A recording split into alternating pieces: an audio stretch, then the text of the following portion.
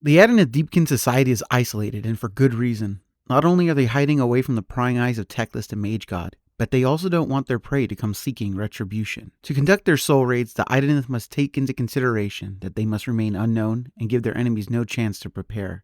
They do not possess massive weaponry of machinery, like the Skaven or Dwarven, nor do they have land-based cavalry like the Auric Gorgruntas, or massive draconic steeds like the Stormcast Eternals or Soulblight Gravelords.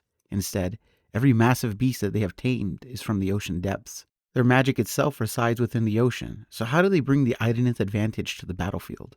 The Idoneth make use of the Ether Sea, a magical phenomenon that the Isheron Tidecasters and many of the Deepkin in general put their magical faith in. These powerful sorcerers bring with them a massive aura of the Aether Sea straight into battle.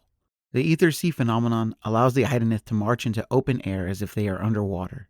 This is not limited to just the Deepkin, but their bestial steeds as well. The ambushed opponent's vision will become clouded, as if their sight was plunged underwater. In moments, they will feel it harder to breathe, and soon, their bodies will become weighed down by the invisible pressures of the Ether Sea. While trying to make sense of the situation, the victim will begin to see in clarity riders on flying eels, airborne Leviathan turtles crashing through their lines, and the person next to them being carried away in the jaws of an airborne shark.